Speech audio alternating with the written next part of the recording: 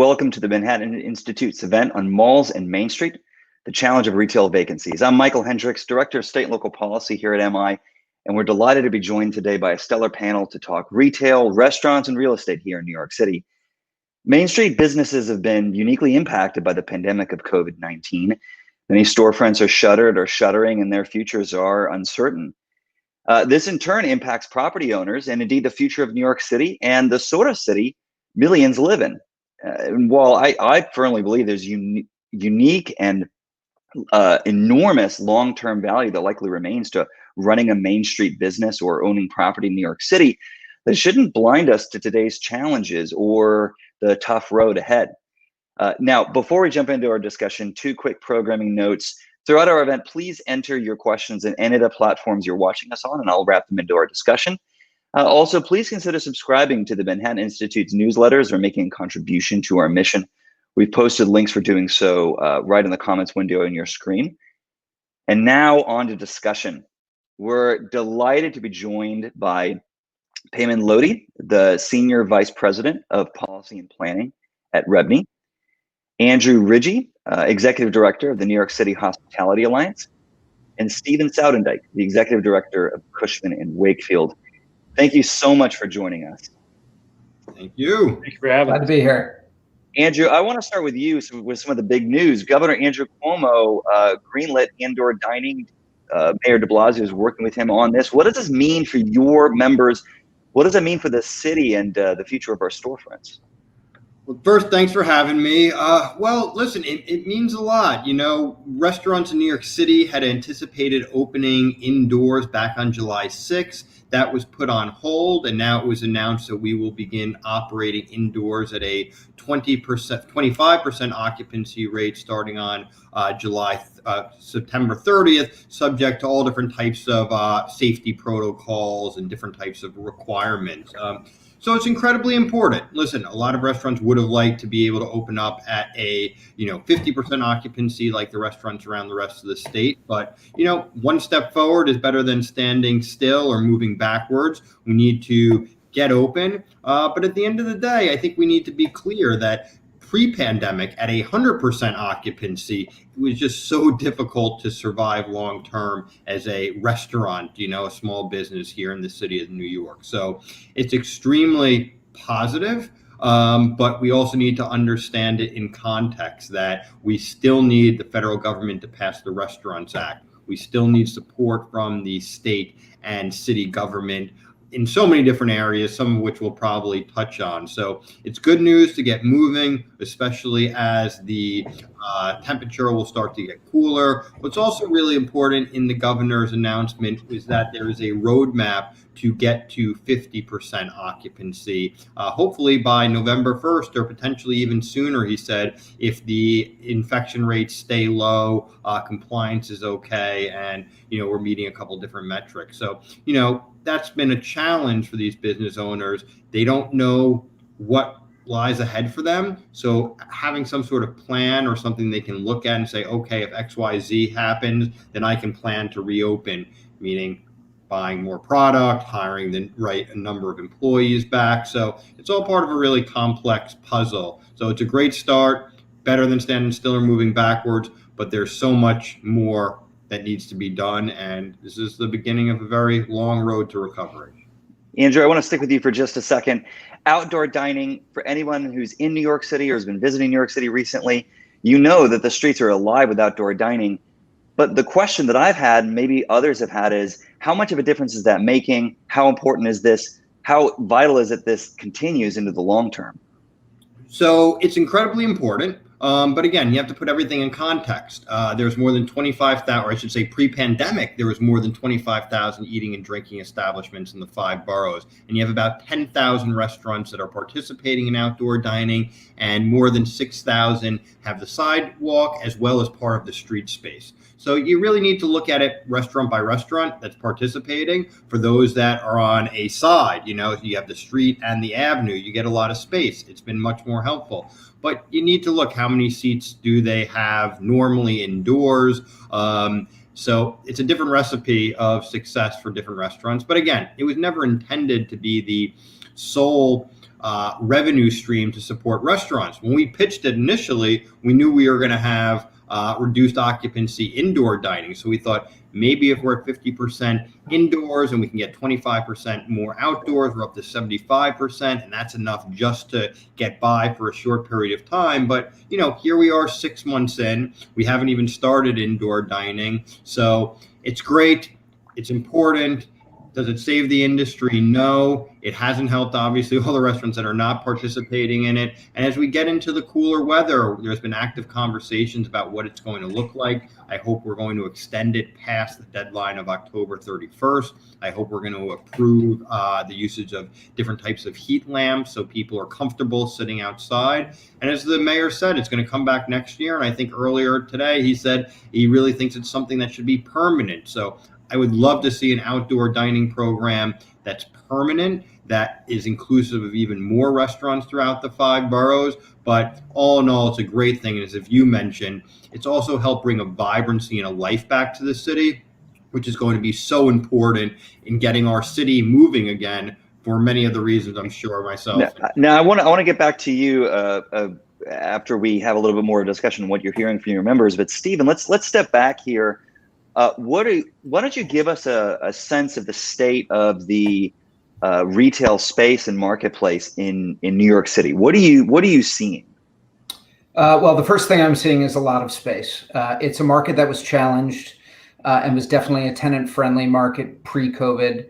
The amount of retail bankruptcies, the amount of restaurateurs handing back the keys to their landlords, just creating a tremendous amount of available inventory, and that's going to put downward pressure on pricing. Right now, with so much uncertainty and New York still sort of very slowly reopening, and a perception that New York, outside of New York, when you're not in New York, there's a perception that the pandemic is still ravaging the city and it's dead and there's crime and there's garbage and there are homeless people. That perception is challenging for the retail market. And Andrew's point about outdoor seating, it's not about keeping restaurants afloat, although I think to some extent that has helped. It's about the perception and changing the perception of New York. It creates a vibrancy on the street that is absolutely unmistakable. And walking around the city and eating outside and dining outside, I just don't think the city's ever going to be able to take it away. It's such a nice addition to the streetscape. And I think that overall it enhances the vibrancy of our streetscape, and it will, in the long term, improve the viability of the overall retail market, not just restaurants. Now, I may have to be supposed to be an impartial moderator here, but I have to say I love the outdoor dining. I've argued in favor of it too. I think it's fantastic. But Steve, how much are sinking, and why? What are they telling us? Supply and demand, basic economics. I think that rents are likely to go down on average between 20 and 30%. Some in some quarters more, in some quarters less. I think that tourist-driven markets like Times Square, like Fifth Avenue, will be more impacted by COVID, by the lack of tourism. We had 68 million tourists come to New York in 2019.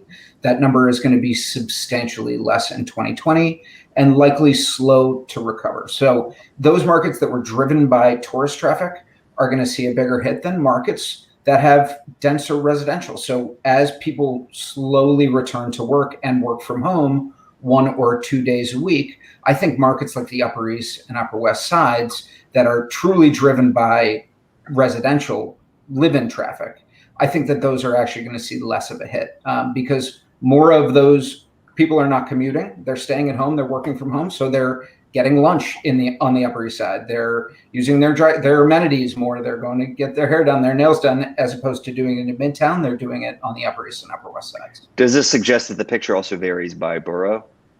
It does, yes, absolutely. And I think that in all likelihood, the boroughs are likely to be less impacted in terms of pricing than Manhattan, because Fifth Avenue, Madison Avenue, Soho, Times Square, I think we're going to see the bulk of the rental reductions in those markets. But it's going to be across the board, Michael. Absolutely. Paimaan, I want to turn to you. Does what Steve say ring true to you? What are you hearing from your members? Yeah, I mean, look, undoubtedly retail is the asset class in real estate that's most impacted by the pandemic. I mean, it was already in a tenuous position before, which makes this long-term recovery even more challenging. And, as Andrew was saying, we took an important step by providing a roadmap to get to indoor dining. We still have a long way to go. We have to get to 50% and have to back up a level in which businesses can sustain their operation. Look, federal government needs to resolve this next stimulus package. Without federal funding, the city is in a really tough spot. I mean, it's critical that the city get back on solid funding. It's going to need money to fund the operation of the city essential services. And I mean, that's why we've made it one of our top state and local aid, our highest federal priority. And we don't have a timeline yet. Gotten out of the business of making predictions about. But the longer things go by without a package, the more harm that we're going to see. The PPP and the expanded unemployment program have helped individuals and some businesses. But as Andrew was saying, more direct subsidy is needed for small business. There is a proposed Workplace Recovery Act, which would resolve some of the inadequacies of the CARE Act by providing direct reimbursement to every business operating. So that would cover payroll, operating expenses, rent. And, the benefit is that it would cover those expenses from March through the end of this year. And I think, the other issue that we face is simply that there aren't office workers that are back. And that population really does support a high percentage of small businesses, especially in the central business district. And just to give you a sense of how where things stand, I mean, office occupancy past month and a half really in Manhattan is hovering somewhere around 7%. So I would just add that, public confidence is another key element that needs to be involved here, aside from obviously. What if federal aid never comes through? I don't want to imagine that scenario. It's that bad. It would be really, really bad. Yeah. Well, no, others can certainly jump in, but also let's tease out the retail versus restaurants. Is there any difference in terms of how they're navigating this pandemic and what the how they are suffering or not suffering through this crisis? Yeah, I mean, I'll take that. It might be directed at me. I think retailers are struggling just as much as restaurants. It's been a very difficult time in the apparel business, for example. Athleisure retailers have been doing well, but Brooks Brothers went bankrupt. Anybody selling, business casual or business attire has had a very difficult COVID. Most amenity tenants, and Paimaan alluded to Midtown being sparse and financial district, or central business districts suffering from 7% office occupancy.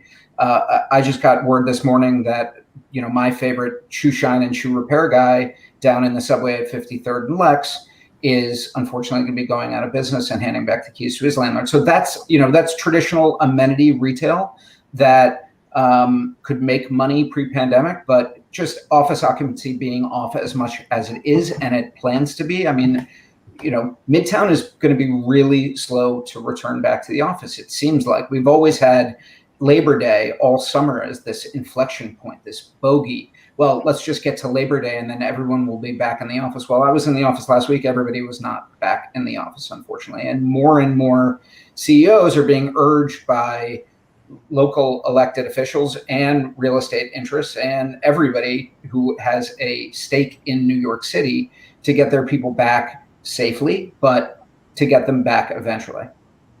Now, how much of these closures in Midtown a function of, say, national retailers going bankrupt, Neiman Marcus being a great example, there are others, and how much is this a story of something much more unique to New York City?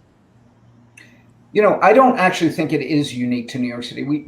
The perception of New York in national media seems to be that New York suffers more than other cities. But San Francisco, Los Angeles, Boston, all of these cities are suffering from the same issues that New York has. It's not like everybody in Boston is back in the office.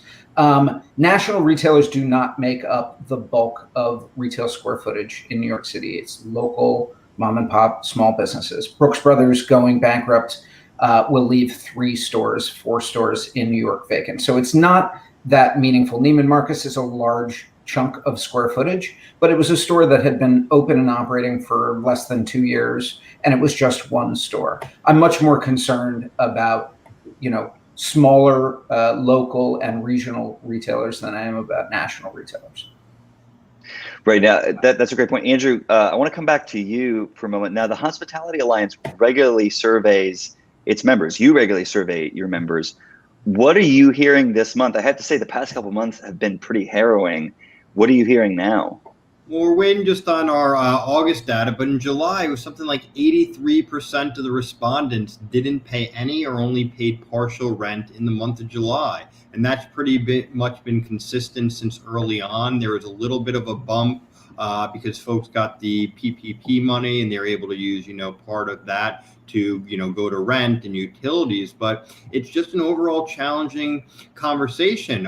We understand, I've spoken with the folks on this, meeting about it, is that, look, a lot of landlords, they have mortgages, there's property taxes, there's all of these expenses. So, the fact that they can't pay their rent, and these are small business owners that don't have access to large capital, that are not realistically going to be able to pay back multiple months of rent, or are they going to be able to pay pre-pandemic rents at any point in the unforeseen future, raises a huge flag. And while, some people say cancel rent or do this or do that, I think we really need to have a very honest conversation with all the players about what are we going to do about this issue? Because landlords need tenants at some point, and these small business owners need commercial spaces. And there's going to have to be some sort of adjustment and some sort of support. Otherwise, I fear we could really see, defaults throughout the system. And I'd also note,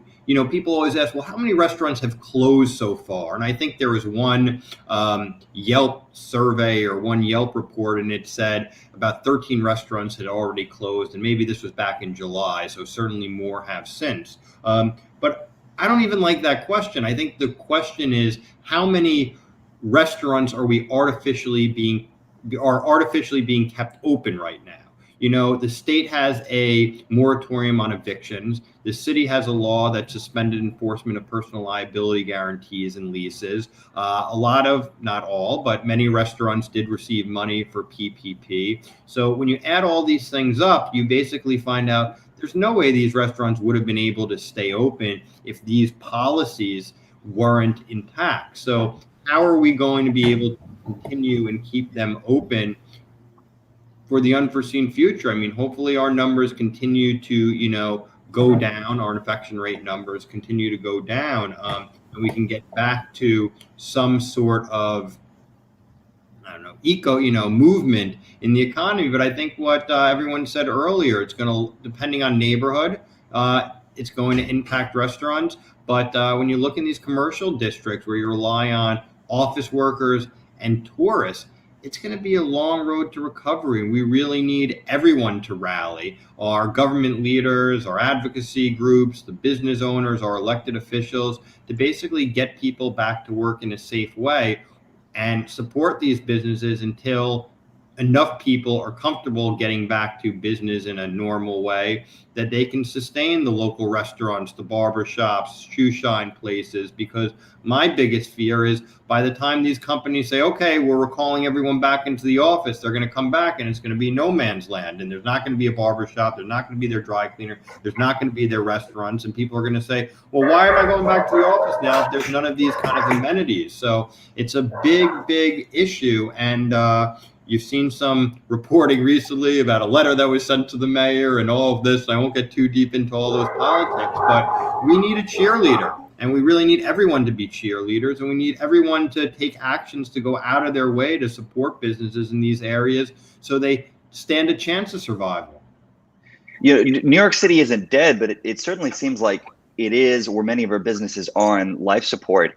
And I think, Andrew, you made this point that even before this pandemic crisis, and restaurants operating at 100% capacity, that many were still struggling, and retailers too were struggling. There was a long conversation years leading up to this crisis about a retail vacancy crisis.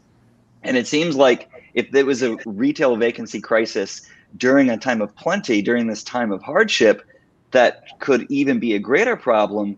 So I guess the question is, why isn't it even worse? Why are we seeing even more vacancies, even more bankruptcies? And it sounds like, Andrew, you partly answered that. I wonder if anybody has other thoughts, if they want to jump in. Yeah, I mean, Michael, I do have to chime in here because the myth about the retail apocalypse or the vacancy crisis that the city faced is just that. It was a myth. I mean, when they did the surveying, they found it somewhere between 7 to 10%, depending on where you looked at. And I mean, if you were to compare those numbers nationally to where we're at, New York was very healthy, given the fact that retail and brick and mortar retail in general was facing a tough slog of it. Look, in the short term, it's clear that there's going to be a whole lot of pain, right? But this does present an opportunity for the city and government to reimagine how it engages the business community, how it can help businesses with startup costs. Andrew, Steve, and I have spoken about this before, but I mean, the startup costs of starting an establishment are not only exorbitantly costly, but also unnecessarily time-consuming. Retailers and restaurateurs have complained that the red tape makes New York City very unattractive. I mean, like, serious consideration should be given to basically completely reconstructing, the Department of Small Business Services so that it solely functions like a one-stop concentrated service where businesses can get through all the necessary permits. Which, Andrew and Steve can detail just how many there are. Just off the top of my head, it's like, DOB, Cultural Affairs, FDNY, Department of Health, Con Ed. But you got to be able to do this in an expedited time fashion. I mean, at a time to make it easier for these businesses. I mean, just the cost of going through the regulatory process could be a part-time job for small businesses. Now, I want us to have a discussion, especially at the end, about policies in the future. So I think this is a great segue. We'll have to come back to that as well. I think it's a great point. We have some questions from the audience. Please keep them coming in. But one question from Kevin is, he's touching on this drop in tourism that I've heard a few of you talk about. This seems especially devastating for parts of Manhattan. But what about all this talk about residents leaving New York City? Certainly, it seems like many did during the pandemic, but now we're having perhaps a related or separate conversation about others leaving permanently, moving, lines from moving trucks, things like that. Is this a concern? Are you hearing anything about this? What are your members saying? Do you put much stock into it? I'll answer that. I think it is a real phenomenon. I think it is an accelerant rather than shifting New Yorkers' behaviors and making them all of a sudden decide that they want to move to New Jersey. I think that everybody that's moving had a conversation about moving before COVID, and this just accelerated it. I'm not concerned that their apartments won't be filled by the next generation of New Yorkers. And I think that that's an important component of this. We're probably going to get younger as the city becomes more affordable, as rents go down, not just commercial rents, residential rents. It will be hopefully easier to start a business. It will be easier to find a job. It will be easier to find an affordable apartment. And, the 30-something couple that had 50 pieces in the New York Times, that has 2 kids, that have been debating whether or not they should move to Maplewood for the last 5 years, and they finally did it. That's not really that interesting a story. They were going to move anyway. It's really more about who takes their place. And I'm confident that New York will be even more vibrant as a result of it becoming more affordable. Right. This always seems like a question of timing. So Steve, you think I would assume over a longer time horizon, if you're operating a business day to day and you're trying to meet payroll, maybe there's a different time horizon at play. And in that tension between a longer time horizon and a shorter time horizon, maybe there's some clarity that we can get on just how concerning is this? How long will we be in a time of crisis before we get to that long-term potential that doesn't seem to have gone away. In fact, with lower rents, it just seems like it's potential for even more people to move to New York City. But in the short term, how do we make the short term as short as possible? That seems to be the question. Is that right? Well, I think that has a lot to do with the virus, obviously. So that's a vaccine question as much as it is anything else. But you're absolutely right. And look, the time frame is uncertain. And one of the things Andrew alluded to is how we've sort of artificially propped up a lot of these establishments, especially restaurants, whether it's with PPP or the good guy guarantee waiver or evictions not being able to proceed in earnest. So, how long will these guys hold on if they're not making money? And at what point do they say the restaurant business was hard enough before COVID and I just can't wake up and do this every day and I'd rather go get another job and here are the keys, Mr. Landlord. And so preventing that is really important. But, I wanted to get to one other point, which is that generally, not always, but generally landlords are economically rational, and they will lower rents so that they can fill space. And I'm confident that the market will work and lower rents will lead to transactional velocity and deals getting signed and businesses reopening. Most landlords won't say, hey, pay me the full rent or I'm going to take back the keys and evict you, because they know that there isn't a long line of restaurateurs that are willing to take that space if they get the keys back. They know that there are no good options. So most of them, I know Andrew said in his survey that 83% of the respondents didn't pay rent or didn't pay full rent. Not 83% of the restaurants in New York have closed. So I think that that's indicative of most landlords being willing to work with their tenants to keep them afloat for at least the last 6 months. We'll see what the next 6 months bring, but obviously that Labor Day, time frame is probably not realistic, and landlords and tenants are going to have hard conversations for the next couple of months. Speaking of conversations, Andrew, I don't know if you want to jump in to respond to what Steve said. Are you seeing this kind of negotiations going on issues like rent? Unfortunately, not. In some, I've heard some good conversations. But they're not across the board. So some of them have been really challenging. You really have what you'd expect, of just humans trying to negotiate anything. You have some situations where you have landlords that are going out of their way to work with their commercial tenants. You have other situations where I think the landlords are waiting to see what plays out. Perhaps, we're 6 months into this, but you're talking about renegotiating leases for, 10, 15-year periods. So they may be a little bit hesitant to do too much without knowing what's happening. Is there going to be more federal support? And then I think you have this other group, just like anyone, that they just don't want to negotiate and they don't care. And those are the really challenging situations. Those are the ones that tend to, grab the headlines. But it's an overall very challenging conversation because the uncertainty for everyone. And I think maybe a lot of people were waiting to see what happens with a final, or I should say another federal stimulus, but it looks more and more unlikely that something would happen before the election. Perhaps now everyone waits to see what the result of that election is, which could really determine what's going to happen next.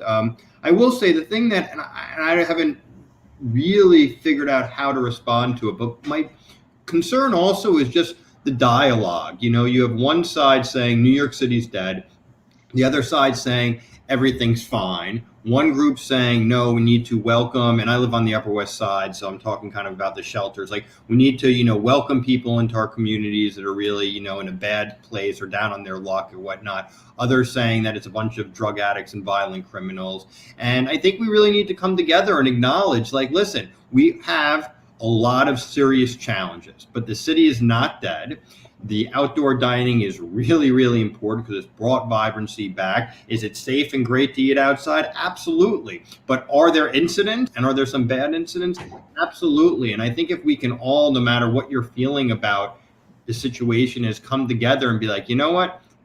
there's good and bad, and we need to work together to figure this out, because it is those ground floor retailers, the restaurants, the other small businesses that help keep the fabric of our communities together and will bring the additional economic and social activity back. And people need to see that. I mean, I remember in March and April and May riding my bike around the city, and especially at night, but during the day, it was just quiet. The elements on the street weren't good.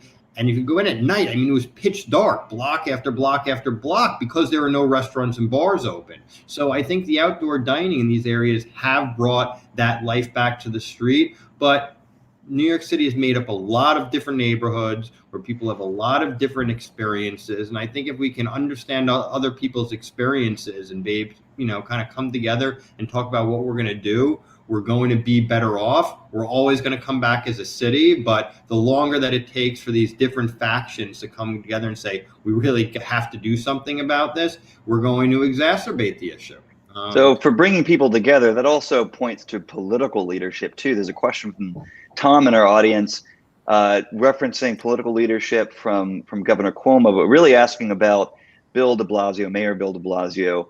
What role has he played in the restoration of these Main Street businesses, and what role could he play? Paimaan, I'll pick on you, but others can jump in. Look, if we're all going to be fair here, there is no playbook to follow, right? This is something that is unique. Andrew talked about it before. Like, the city has to be managed effectively and efficiently. Got to get our priorities straight. We need a cheerleader.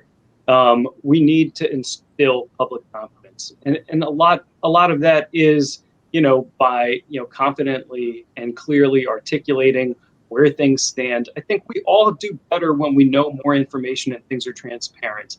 Just aside from the public health piece, but it is certainly related in terms of how do you get the office workers back in. We've got to address the school situation. Our workforce can't really function without childcare. And, I'm not saying that that's an easy situation to resolve, but as something that is, that government directly controls. There's actually another question related to that, I think, on providing a sense of assurance and trust. So there's partly the role that political players have, but also property owners. There's a question here from David in our audience on HVAC systems, other things that could be instituted by property owners to bring about trust, not only from people maybe dining indoors or shopping indoors, but also just the businesses knowing that the kind of spaces that they're operating in will be ones not only welcoming, but safe and trustworthy by people who are their customers. I wonder what maybe, Steve, you're seeing from property owners improving or giving spaces for people to feel safe. Sure. Certainly big office buildings in Manhattan have done this, some more than others, but my building, which is on 6th Avenue and 51st Street, which is owned by Vornado, they have implemented temperature checks, one-way directional, elevator positioning, no-touch elevator buttons. There's a certain amount of virus theater that's associated with it. And then there are the real meaningful changes, like heavier duty HVAC filtration. And those things are being announced, and they are being shared with all of the office tenants so that they feel safe.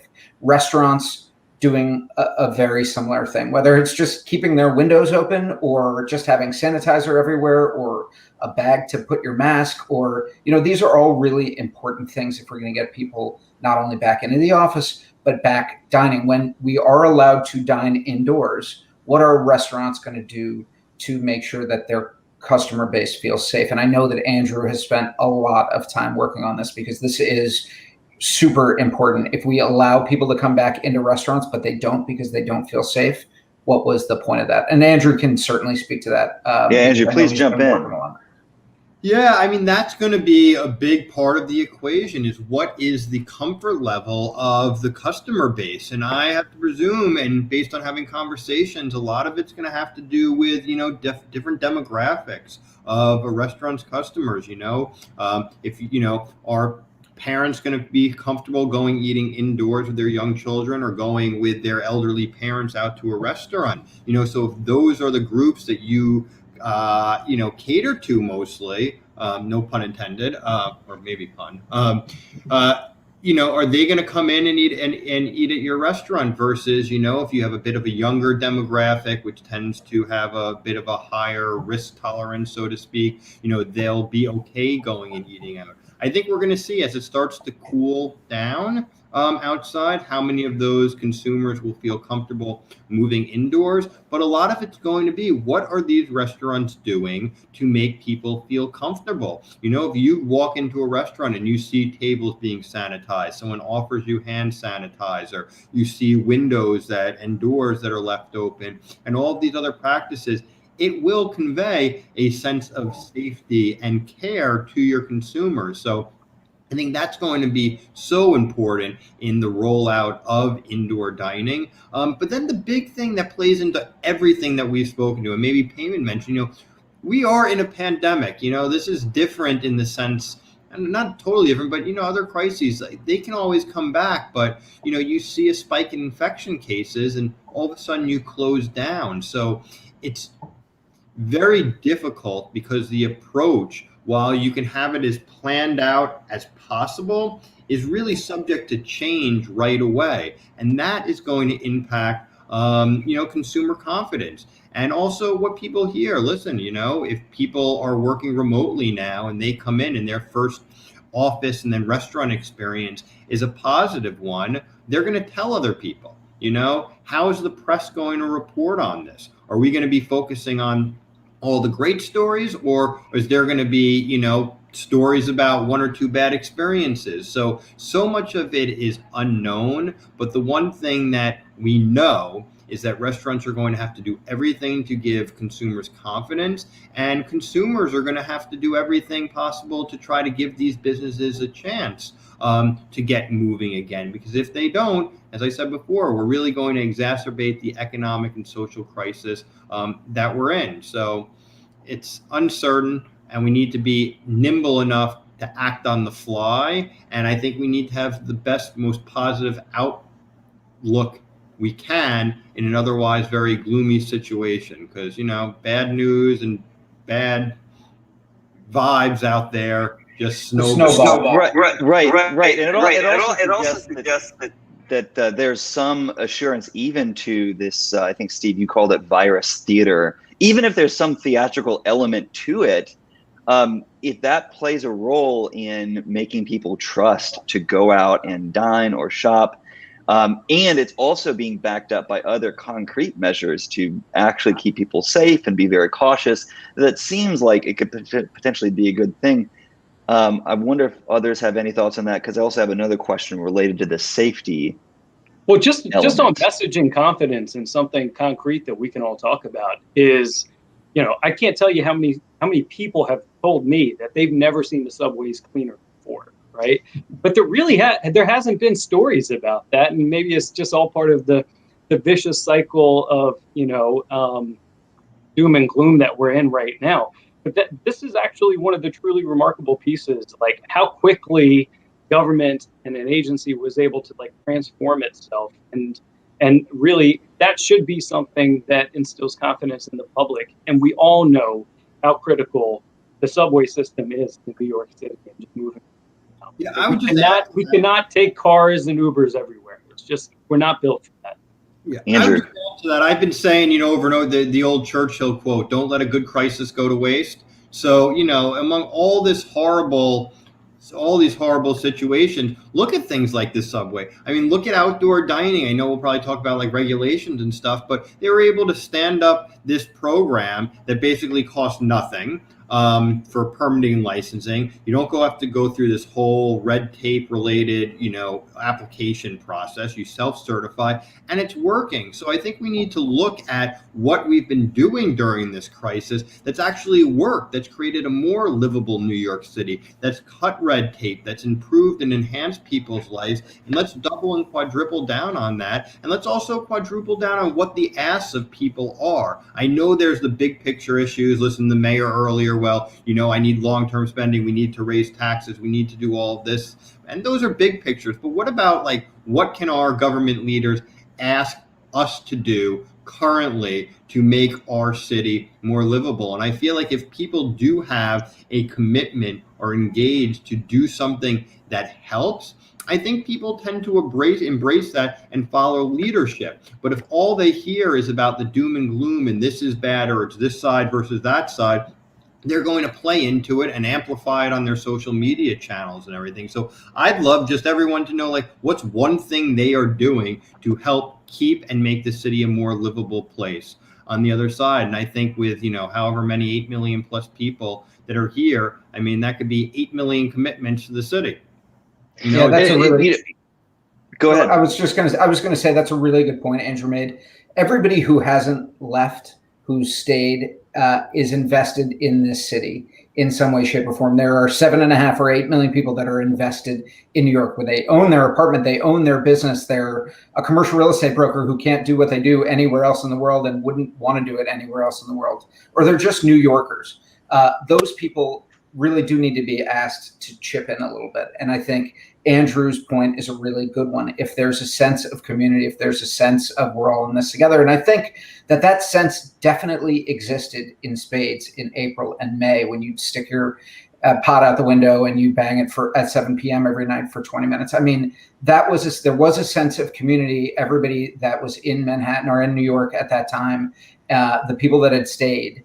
And I think that we sort of need to find that again. We lost it a little bit over the last couple of months. And it does sort of start at the top. We don't necessarily have a cheerleader in the mayor of New York, or at least a perception that he is a cheerleader like Cuomo might be perceived.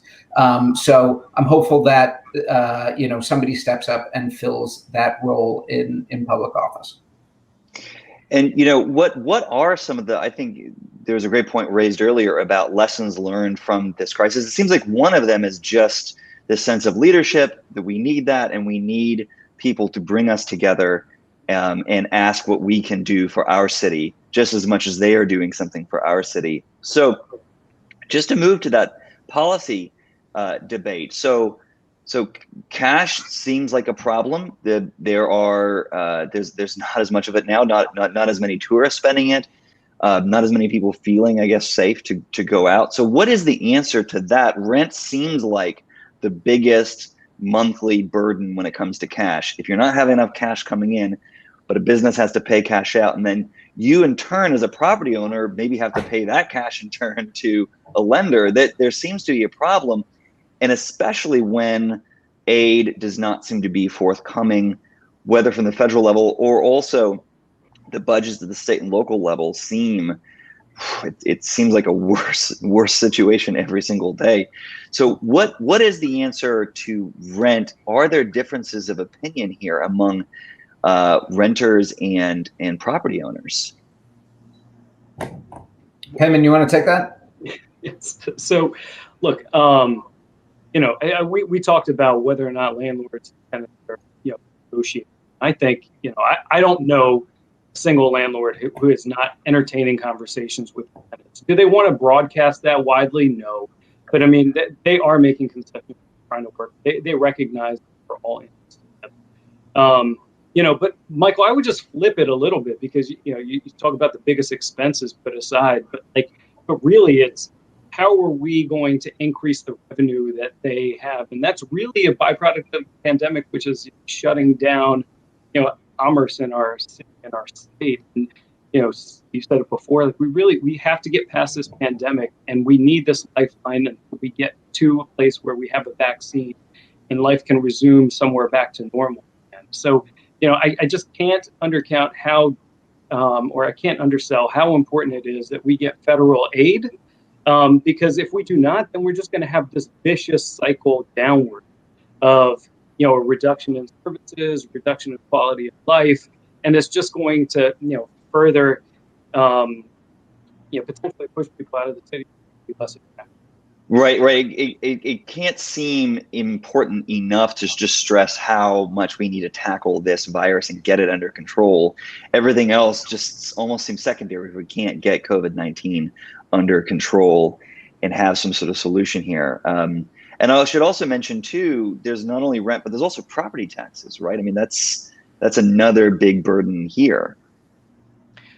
Yeah, I mean, property taxes take what, somewhere anywhere between 25 to a third of the rent. And since the start of this administration, property taxes for retail spaces have increased 50%. They only keep going up, and some sort of benefit. And people, property taxes have been the biggest driver of rent in the city, right? But we do need some sort of relief on the city and the state level. And, many of us are calling for a variety of things. One was just, can we just get a freeze on both rates and assessments? Just don't make us feel any more pain than we're already feeling right now.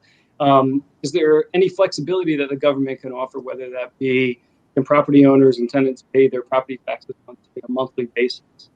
And again, this is the last piece related to relief, and it might be minor, but if you're really struggling, this is a big deal, is if you were late on your property taxes, you get hit with an 18% penalty. And right now that just seems extremely punitive.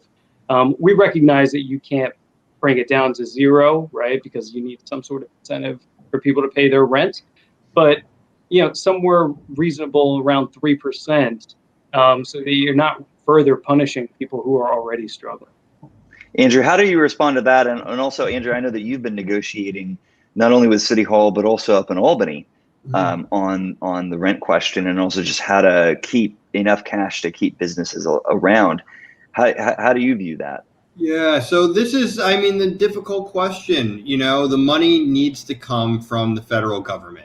The state and the city just do not have it. And mind you, in most leases, or many leases, I should say, the commercial tenant is paying a portion of those property taxes. And these property taxes are helping fund the city's essential services. So I do think there should be some sort of analysis done to look at if we're able to reduce these taxes and keep these businesses and the economy moving, what kind of economic activity is that going to create? About a year and a half ago or so, the city, through the Office of Nightlife, put out an economic impact report of the city's nightlife industry. And it was something like it generates $35.1 billion in annual economic activity.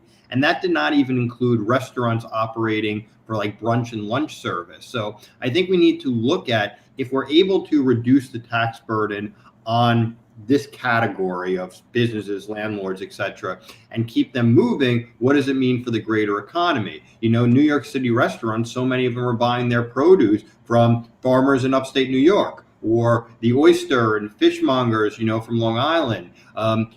When people come in, they're going to go out on a date or go out somewhere, they go to the barber shop and they get a haircut, bring people back to work. If these people, 160,000 of them approximately, that are still out of work, that used to work in restaurants and bars pre-pandemic, if they don't get back to work, what is the cost to society, both in dollars, but also social dollars, to our city? So I really think we need to look at the cost, the analysis of all of this. And there's going to have to be really tough decisions made, and everyone is going to have to suffer a little bit. But I think this is the time where we really need to determine where can we make cuts in our spending, where can we generate additional revenue where appropriate, but then also, where can we reduce these expenses to these people, these businesses, to help them long-term be able to generate the economic activity that's going to be able to fund these services again, because it's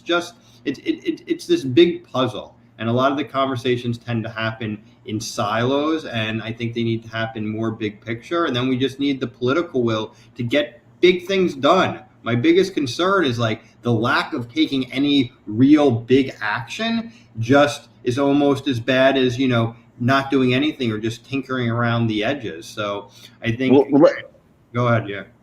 To play devil's advocate, there's a question from our audience here. Clifford, he asks, is keeping businesses on life support counterproductive? What if the alternative is to just let businesses, let owners go bankrupt, let rents fall quickly, just make everything clear and have new businesses arise on a sounder financial footing? Shouldn't we just embrace that? What's your response? Well, Steve, I have a response for Stephen. I think that ignores the fact that we're in a pandemic, and it suggests that these restaurants aren't doing well because they're not good operators. I mean, they're not doing well because they were forced to be closed for 3 full months, and now they're forced to occupy only a handful of seats out on the sidewalk and survive on takeout and delivery in a business that historically has the thinnest of margins. So I don't think that we should let them all fail, because that suggests that they've done something wrong. This is a shared pain we're all suffering through here. I think, Andrew, you probably were going to say something. Yeah. I mean, basically, it's your philosophical, approach to all of this. But like Stephen said, these businesses were mandated by government to shut down. It's not because you didn't like their burger, you didn't like their service. They were shut down by government. Now we need that same government to help support them and bring them back. And, if you were just to say, let everyone fail, my concern is, what does that do to our society? I mean, there's more than 25,000 eating and drinking establishments employing 300,000 New Yorkers in the city of New York pre-pandemic. Many of these people do not have opportunities in the workforce anywhere else. People have their livelihoods in these businesses. So you'd really be just letting the whole social structure of the restaurant industry and the economy collapse. And then the people that would come back would be people on the sidelines that, have money somewhere, and they'd open up. But you're still going to have to deal with all these other people and all these other businesses at some point. So I think that would probably just exacerbate it. But to what Stephen said, I mean, we didn't. Seems like you're pointing to an important differentiation between what is aid for a crisis versus what is a bailout, and we're talking about aid. Yeah, exactly. Yeah. People always say we need like this restaurant bailout, and I'm saying stop.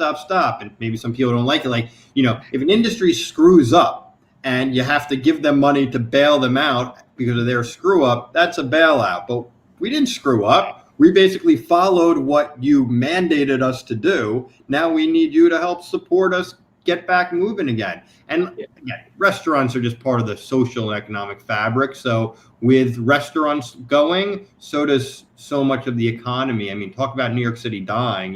You let half of these restaurants go or more. I mean, what kind of city do you have left?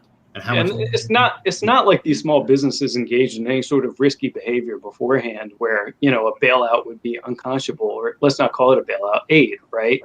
And the other point here is that it kind of neglects what could be quite a devastating humanitarian toll on the city with the loss of the livelihood and what that means to the city long term. So we might just have even more of a crisis or a deeper hole to dig out of after we're past the public health crisis, which everyone important, is somewhat temporary. Yeah, and it's also important to clarify the differences between Main Street restaurants versus some retail in a period in which retail is undergoing some structural changes in how retail occurs. And I know that we're with short on time. I think that's a whole other discussion, but that's an important differentiation. This is a really complicated topic. But right now there is a crisis, and that should be focusing minds on how to keep these businesses alive. Now, someone said too that we should never let a good crisis go to waste. What else can we be doing with that mindset? Never let a good crisis go to waste. I know that you also mentioned an opportunity to reimagine permitting. City bureaucracy really seems like an opportunity here. We showed with outdoor dining that bureaucracy could turn like this on a dime, at least relative to what it was before, to streamline and help small businesses keep around. Do we have any more thoughts on that, and what else that we could do in this moment of crisis? Well, I mean, I think one simple exercise to do would be to speak to these restaurateurs who are considering moving to Nashville, Austin, what have you, and look at the permitting and the bureaucratic process in those cities, and see why can't we adopt those measures? At least they should be simple enough, right? But there are some other policy ideas out there too, which include conversion of these Class B and C office spaces to residential to create more mixed use neighborhoods, like in areas like East Midtown or the Garment District. We've all seen the success of Manhattan. There is a proven model there.